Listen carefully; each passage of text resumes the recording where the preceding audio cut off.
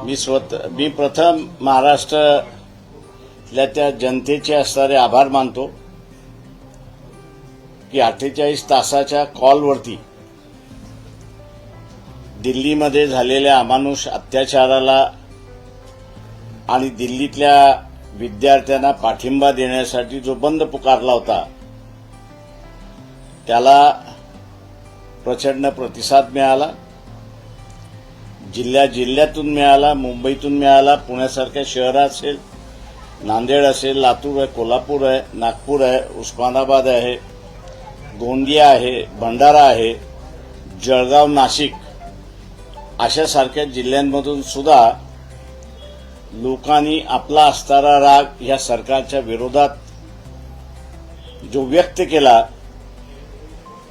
त्यातून केंद्राचं सरकार काहीतरी बोध घेईल असं आम्हाला वाटतंय. या बंद असणारा पाठिंबा देणारे डावे पक्ष असतील, काँग्रेस पक्ष असतील, याही पक्षातले असणारे कार्यकर्ते या बंदमध्ये सहभागी होते आणि त्यांनीही मेहनत घेतली अशी परिस्थिती आहे.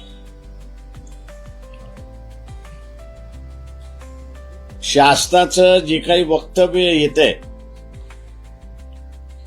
त्या वक्तव्यातून एकच दिसतंय की नॅशनल सिक्युरिटी ऍक्ट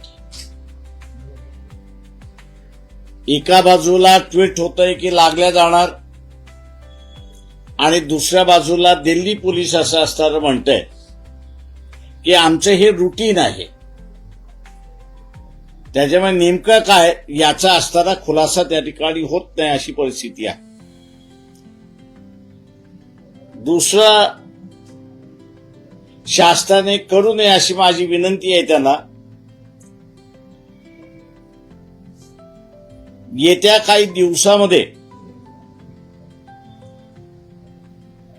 ते प्रधानाचा राजीनामा घेऊ शकत नाही.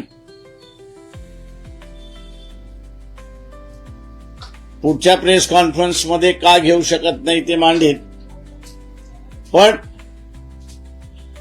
आपल्यावरती ती नौबत येऊ नये म्हणून येत्या काही दिवसामध्ये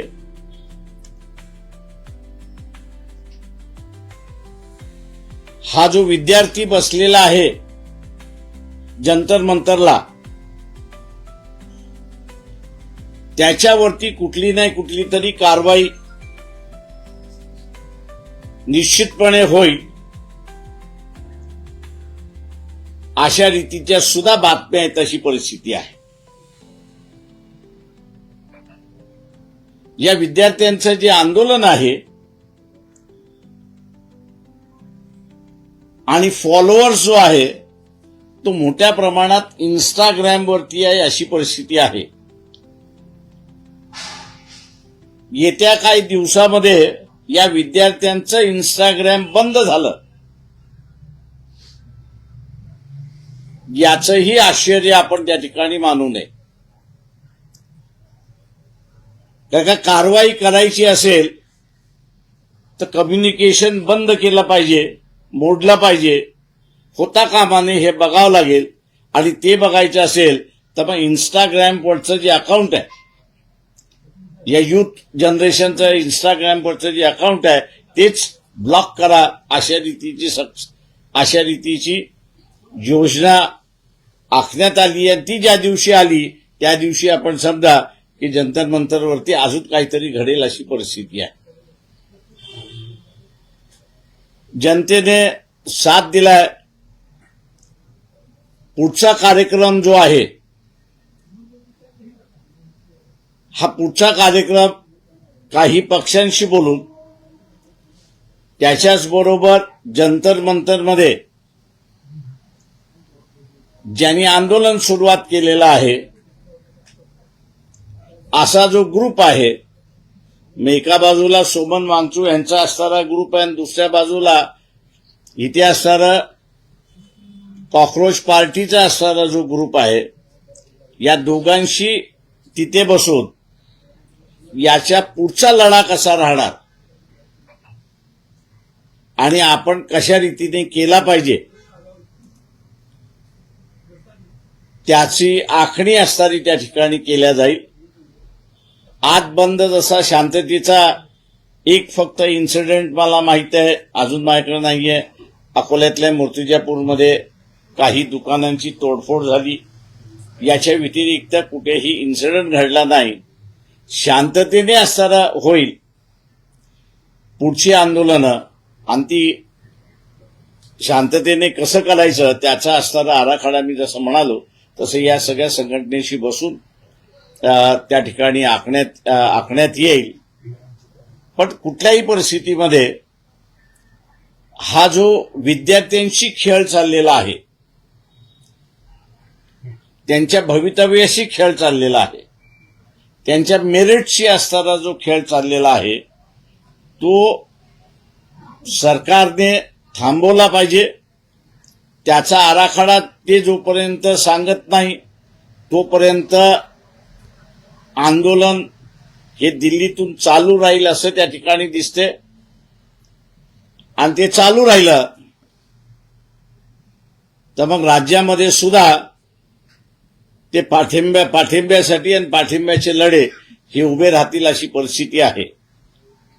मुख्यमंत्र्यांनी असं म्हटलंय की विरोधी पक्ष घाबरलेत. सभागृहात डिस्कशन करायला येत नाही. मुख्यमंत्र्यांना फक्त एकच आठवण करून देतो की उपोषणाला बसणारं एक डेलिगेशन माझ्या माहितीप्रमाणे 3 ते 4 दिवस अगोदर याच सरकारला भेटायला गेले. अमित शहा त्यांना काही भेटले नाही, पंतप्रधानांनी विचारलंच नाही. लड्डाकडे ते असणारे बसले. 2 तास की 2.5 तास त्यांना बाहेर त्या ठिकाणी बसवण्यात आलं. निवेदन घेतलं आणि त्यांना पाठवून देण्यात आलं. त्याच्यामुळे चर्चेचे दरवाजे जे बंद आहेत मुख्यमंत्र्यांनी ते खुले करावेत. त्यांच्या पक्षामधल्या लोकांना असणारं सांगावं की ही लोकशाही आहे, हुकुमशाही नाही. किंवा प्रश्न चर्चेनेच त्या ठिकाणी सुटतील आणि चर्चा जर घडली तर कदाचित मार्ग निघू शकतो अशी परिस्थिती आहे. मी पुन्हा महाराष्ट्राच्या जनतेचे आभार मानून या ठिकाणी थांबतो. सर, त्या ठिकाणी त्या संपूर्ण चर्चेसाठी आणि त्यानंतर पुढचा आराखडा आहे तो निश्चित होणार आहे. ते आम्ही दिल्लीत जाणारच आहोत. तिथे असणारं आणि पुढचं काय जे आम्हाला असं वाटतंय ते आम्ही त्यांच्या पुढे मांडू. कोणत्या दिवशी किंवा कुठल्या तारखेला तुम्ही त्या ठिकाणी जाणार आहात? आणि अजून 2 दिवसांनी जाऊ मी.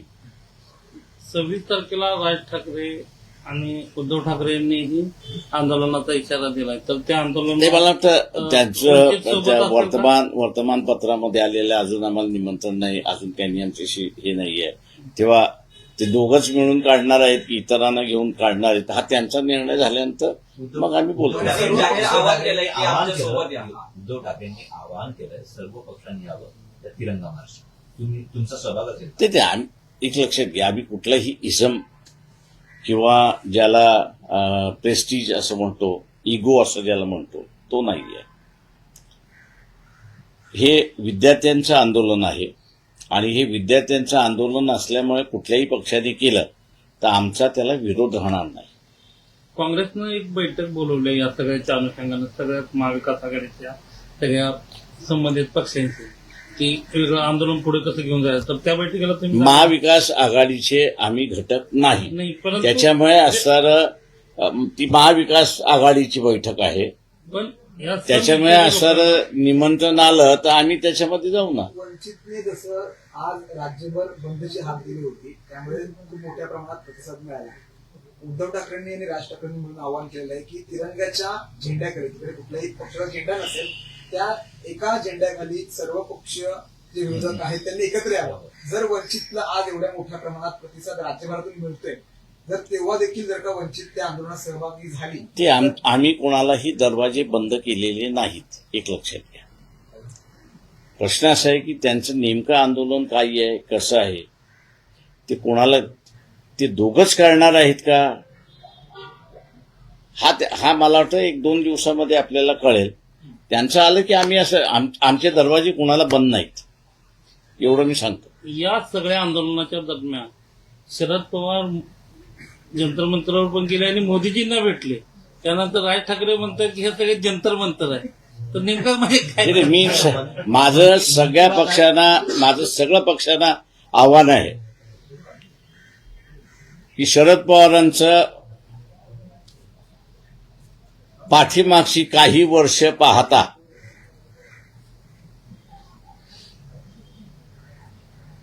आणि त्यांनी असणारा अखिलेशला कशा रीतीने फसवलं, चंद्रशेखर आझादला बैठकीला बोलवणं आणि बाहेर चंद्रशेखर आझादनी येऊन बोलणं की अखिलेश यांना असणारा दलितांमधली नेते नको आहेत, दलितांमधले मतं पाहिजेत आणि त्यातून त्यांची असणारी आघाडीचा बिघाड झाला. याच्यामध्ये बिघाड व्हायचं नसेल तर मी जाहीरपणे सांगतोय की Sharad Pawar is operating for BJP. त्यांना असणारा बाहेर तुम्ही ठेवा. आता ठेवायचं की न ठेवायचं हा त्यांचा प्रश्न आहे. पेपर लीकमुळे 22 विद्यार्थ्यांनी आत्महत्या केली. अशी काय गोष्ट आहे की जेव्हा धर्मेंद्र प्रधान यांचा राजीनामा घेतला तर ते कुठेतरी मोदी आणि शहाच्या गळ्यापाशी येऊ शकतात, त्यामुळे तो राजीनामा माझं तुम्हाला सगळ्यांना प्रेसवाल्यांना एक विनंती आहे, थोडंसं शोध पत्रकारिता करा. बिहार आणि धर्मेंद्र प्रधान इलेक्शन जे आहे त्याचा थोडासा अभ्यास करा, तुम्हाला उत्तर मिळून जाईल. अण्णा हजारेंनी आत्ता एक पत्र लिहिलंय या सगळ्या अनुषंगाने की राजीनामा घेतला म्हणजे काय सरकार पडत नसतं वगैरे हे सगळं. तर आता अण्णा रिॲक्ट होत आहेत, त्याच्यावर तुमचं काय म्हणतं? सॉरी, वैग्रस्त आहेत, बोलत. आंबेडकर साहेब, जे एकत्रित सीजेपीचं आंदोलन, सर इकडे सीजेपीचं आंदोलन दिल्लीमध्ये झालंय, लाठीचार्ज झालाय, एकंदरीतच त्यामध्ये शिक्षणाचा मुद्दा व्यापक आणि अपील करणारा मुद्दा मांडण्यात आलेला आहे आणि तो सर्व दूर, जसं राज ठाकरे म्हणाले की प्रत्येक घरात पोहोचलेला आहे. तुम्हाला काय वाटतं, राज ठाकरे बंधू या एकंदरीतच आंदोलनामधून त्यांना नवीन संधी, राजकीय संधी निर्माण होऊ पाहते? लोकांचा प्रश्न आहे तो, आपण त्याला काय म्हणू शकतो? काहीच नाही. सगळ्यात या आंदोलनाच्या दरम्यान एक आता व्हिडिओ व्हायरल होतो, ज्यांना पोलिसांनी घेऊन जात होते आणि त्यातला एक पोलीसवाला त्यांना म्हणतोय की तुमच्या खिशात 50-50 ग्रॅमच्या पावडरच्या पुड्या टाकल्या जातील आणि ज्यात तुम्हाला जामीनही मिळणार नाही आणि आयुष्य बर्बाद होऊन जाईल.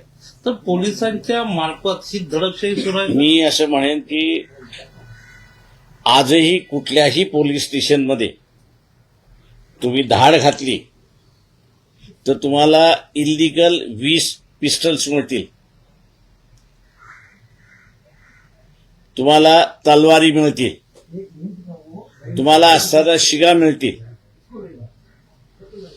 आता पोलीस स्टेशनमध्ये याची काय गरज आहे? तेव्हा ते जे पोलीस स्टेशनमध्ये ट्रेनिंग दिलं होतं तेच त्या पोलिसांनी त्या विद्यार्थ्याला सांगितलं, तू पुन्हा ये, तुझ्या बॅगमध्ये पुडी टाकतो की नाही बघ. हे पोलिसांचं नेहमीचं कार्य नवीन नाहीये. त्याच्यामुळे त्या पोलिसांनी नवीन केलं असं म्हणत नाहीये. सीपीची जर ताकद असेल तर त्यांनी त्याला डिसमिस करावं इमिजिएटली. माझं म्हणणं असेल सीपीने डिसमिस करावं. ज्या दिवशी सीपी त्याला डिसमिस करेल त्या दिवशी हा डिसमिस झालेला पोलीस अख्खा पोल खोल करून देईल. निलंबित नाही केलेलं आहे, त्याला फक्त असताना घरी बस म्हणून सांगितले, सस्पेंड केलेलं नाही. परंतु त्याच्या मुखातून तुम्ही जसं म्हणताय तसं की पोलीस कशा पद्धतीने काम करतायत याच्यातलं एक गूढ बाहेर आलंय का? माझं म्हणणं एक गूढ बाहेर आलेला आहे. मी जे म्हणालो त्याच्यामध्ये असताना कुठल्याही पोलीस स्टेशनमध्ये धाड घाला, तुम्हाला 20च्या खाली कठ्ठे सापडतीलच. सर, दुसऱ्या आणखी एक व्हिडिओ प्रसिद्ध होतोय किंवा मोठ्या प्रमाणात व्हायरल होतोय. एक तरुणी पोलिसांच्या गाडीच्या समोर उभी आहे. तरुणाईची ताकद. मला वाटतं या आंदोलनाचा एक भाग मी असा बघतोय की विद्यार्थ्यांनी मोठ्या प्रमाणात बाहेर आल्या आणि त्यांनी आपल्या स्वतःला काय वाटतंय ते असं मांडलंय, व्यक्त केलंय. ही एक जमेची बाजू मी असताना म्हणतो या सगळ्या आंदोलनामध्ये. मग केंद्र सरकारने जर अगोदरच संवाद केला असता तर लाठीचार्जची गरज काय झाली? 20 दिवस किंवा 21 दिवस का लागतात ते विद्यार्थ्यांसोबत? मी असे लोकांनी, मी आता असताना लोकांना एवढंच विनंती करणार आहे की 50ला आपल्याला असणारं सार्वभौम मिळालं. 50 पासून ते 90 पर्यंत ज्यांनी राजकीय, सामाजिक, आर्थिक स्वातंत्र्यासाठी लढले ती पिढी होती. त्या पिढीने RSS BJPला जवळ का केलं नाही? त्यांनी दूर हात लांबच ठेवले. का त्यांच्यासमोर लोकशाही की ठोकशाही? त्यांना लोकशाही पाहिजे होती आणि म्हणून ह्या ठोकशाही पक्षाला त्यांनी दूरच ठेवलं होतं. आणि हे ठोकशाहीवादी आहेत हे दिल्लीच्या असणाऱ्या लाठीचार्जमधून सरळ सरळ दिसतच आहे. मुख्यमंत्री म्हणतायत की राजस्थानमध्ये 8 वेळा पेपर लीक झाले. इतर अनेक ठिकाणी जिथे जिथे काँग्रेसचं सरकार आहे तिकडे पेपर लीक झाले. मुख्यमंत्र्यांनी या सगळ्या गोष्टीवरती एक ठोस भूमिका बदलण्याच्या ऐवजी जिथे पेपर लीक झालेत अशी माहिती देत आहेत आणि विरोधकांना म्हणतात की तुम्ही पळपुटेपणा सोडा आणि संसदेमध्ये चर्चा करायला या. ते मी तेच म्हणालोय की महाराष्ट्रामध्ये सुद्धा पेपर लीक झाला. काय मुख्यमंत्र्यांनी घेतलं? काय भूमिका घेतली? शेवटी रस्त्यावरती आम्हालाच उतरावं लागलं, पक्षाच्या कार्यकर्त्यांनाच उतरावं लागलं. आणि तेव्हा कुठे असताना दादा भुसे आता हे म्हणायला लागले की आम्ही असताना फुल प्रूफ करतोय. पण माझी जेव्हा चर्चा झाली मी त्यांना म्हटलं याचं मूळ कोण आहे? त्याला तुम्ही शोधलंय का? त्याला पकडलेलं आहे का? त्याच्यावरती कारवाई होणार का? शांतता आहे. साहेब, आंदोलनापेक्षा जास्त आपलं या आंदोलनातून आपण शिक्षणामध्ये काय बदल किंवा काही कायद्यामध्ये एक लक्षात घ्या, शिक्षणाचं वाटोळं चाललेलं आहे. आपल्या इथे असणारी एक सिस्टम होती की बा एक्झामिनेशन, त्या एक्झामिनेशन म्हणून मेरिट म्हणून तो लागत होता, तो एक पॅरामीटर होता. आता असणारा पेपर लीक होऊन तो पॅरामीटरच तुम्ही संपवताय आणि दुसरा पॅरामीटर काही दिसतच नाहीये त्याच्यामध्ये. त्याच्यामुळे जो इस्टॅब्लिश पॅरामीटर आहे, मापदंड आहे याचं मेरिट बघण्याचं, तेच राहावं याच्यासाठी हा लढा आहे. राजकीय वर्तुळात आता दबक्या आवाजाने चर्चा आहे की या ओव्हरऑल देशामध्ये जे काही पेपर फुटी होत आहे त्यामध्ये केंद्र सरकारचाच हात आहे. त्यामुळे केंद्र सरकार कारवाई करण्यामध्ये कुठेतरी तितका वेळ लावते अशी राजकीय मला त्याच्याबद्दल माहिती. सर, ऍडव्होकेट आहात आपण वरिष्ठ. तर एक प्रश्न असा आहे की एकूणच या सगळ्या आंदोलनाच्या अनुषंगानं कोर्टात जावं लागलं, कोर्टाने त्यात हस्तक्षेप केला, परंतु सुप्रीम कोर्टाने मात्र म्हटलं की हे जे व्हिडिओ दाखवत असताना की आमचा वेळ वाया घालवू नका. तर कसं बघता या सगळ्या न्यायालयीन आणि या सरन्यायाधीशांनी झुरळ ही प्रतिमा निर्माण केली, त्या झुरळांच्या संदर्भातील व्हिडिओ पाहायला त्यांना वेळ नाही अशी प्रतिक्रिया होती. मी एवढंच म्हणणार आहे चीफ जस्टिसला की तुमची प्राथमिक ड्युटी जी आहे ते संविधान वाचवण्याची ड्युटी आहे. त्या संविधानामधलं कलम 14-21 याची अंमलबजावणी करण्याची ड्युटी त्यांची आहे. ते जर होत नसेल आणि करता येत नसेल तर त्यांनी ती खुर्ची खाली केली पाहिजे. वेळ नाही हे सांगून चालणार नाहीये. प्रायव्हेट मॅटर्स बघण्यासाठी तुम्हाला जज केलेलं नाही आणि चीफ जस्टिस केलेलं नाही. तुम्हाला पहिल्यांदा असणारी जी जबाबदारी आहे, शपथ घेता, त्या शपथेतली जबाबदारी आहे की मी असणारं संविधान इमानदारीने पाळीत आणि त्याचं जे इतरांना शपथमध्ये नाहीये ते यांना आहे याचं संरक्षण करेल. प्रत्येक जजला जी शपथ दिल्या जाते ती घटनेची सुरक्षितता राखण्याची शपथ दिल्या जाते.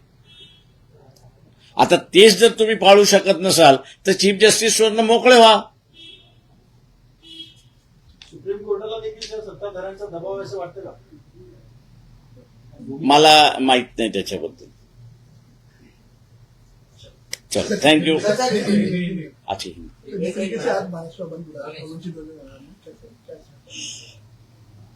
मैं महाराष्ट्र की जनता के शुक्रगुजार हूं, आभारी हूं कि इन्होंने जो बंद का ऐलान हम लोग ने किया था, वामपंथी दल है, कांग्रेस पार्टी है, जिन्होंने इसको समर्थन दिया था, उसमें सहयोग हुए, सहभाग हुए और इस बंद को जो है यशस्वी करके केंद्र सरकार को अपनी बात उन्होंने बता दी कि जो आप विद्यार्थियों के साथ कर रहे हो वो हम सहमत नहीं है, जो लाठीचार्ज किया है उससे भी हम लोग सहमत नहीं है, महिला विद्यार्थियों पर जो आपने अत्याचार किया है उससे भी हम लोग सहमत नहीं है। और ये संदेश है कि आप इन विद्यार्थियों के साथ में बैठ के इनका भविष्य, जो एग्जामिनेशन पेपर लीक होने से उद्ध्वस्त हो रहा है, उसको रुकाने के लिए आप इनसे बातचीत करो। ये जो एक आज का संदेश गया है, मुझे लगता कि प्राइम मिनिस्टर इसको सुनेंगे और कहीं ना कहीं तो भी बातचीत शुरुआत होगी, ऐसे मैं अपेक्षा करता हूं। सर आंदोलन अगर सरकार बातचीत इन विद्यार्थियों के साथ और उनके संगठनों के साथ नहीं करती है तो मैं इतना ही कहूंगा कि ये विद्यार्थी अपना भविष्य परीक्षा के माध्यम से, एग्जाम के माध्यम से देखते हैं। आखिर उनके सामने अंधेरा है और यही अंधेरा जो है उनको रास्ते पे उतार रहा है और बड़ी संख्या में वो दिल्ली भाग रहा है। जिस तरह से नेपाल हुआ, जिस तरह से बंगाल हुआ, अगर ये सरकार चाहती है कि वो उस तरह का आंदोलन भारत में ना हो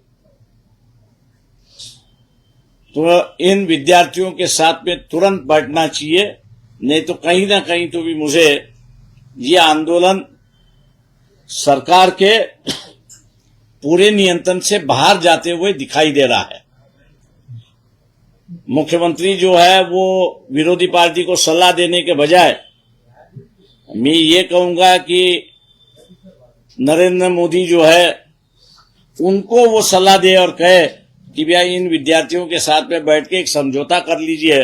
ये अगर सलाह देवेंद्र फडणवीस देते हैं तो मैं समझता हूं उनके पार्टी के लिए बहुत बड़ा उपकार होगा, ऐसा मैं मानता हूं। 26 तारीख को ठाकरे बंधु मोर्चा निकालने में क्या वंचित बहुजन आघाड़ी में शामिल होगा उसमें? देखिए, हम मोर्चा आज ही हम लोग यहाँ से फारी हो रहे हैं। उनका किस ढंग से है, क्या है, उसको देखते हुए वो हम लोग का आना चाहते नहीं आना चाहते, यही भी सबसे बड़ी बात है। उसके ऊपर निर्भर होता है। हम किसी भी दिल्ली के सपोर्ट में जो कोई आंदोलन होता है उसके हम विरोध में नहीं है, और वो अगर चाहते हैं तो ठीक है, क्योंकि ये आज के बंद को जो है वो ना ठाकरे के मतलब राज ठाकरे के जितने भी डिस्ट्रिक्ट यूनिट है उसमें से आधे से डिस्ट्रिक्ट यूनिट अपने तौर से शामिल हुए, शिवसेना के जो है वो कहीं भी शामिल नहीं हुए, ऐसी एक परिस्थिति है। प्रधानमंत्री ने ट्वीट भी किया है छात्रों को लेकर। ये मुंगीलाल के सपने हैं। हम फास्ट कोड बनाएंगे, हम उनको अरेस्ट करेंगे, लेकिन हम उनसे पूछते हैं कि भैया इसकी जो जड़ है, जिसने नीट के ऑफिस से, मंत्री के ऑफिस से जिसने ये पेपर लीक किया, उसका नाम तो बताओ, उसको तो पहले अरेस्ट करो। उसको अरेस्ट करने के बाद ही आपका बाकी की प्रक्रिया शुरुआत होती है। आप उन्होंने पकड़ा नहीं है, दालियां जो है वो पकड़ के आप चल रहे हो। दालियों को पकड़ने से क्या बात है, कुछ भी नहीं है। नेशनल सिक्योरिटी है, दिल्ली पुलिस कह रही है कि तो रुकी नहीं। देखिए, हमको जो लग रहा है कि विद्यार्थियों पर ये नेशनल सिक्योरिटी एक्ट लगाएंगे। इनका जो सोशल मीडिया है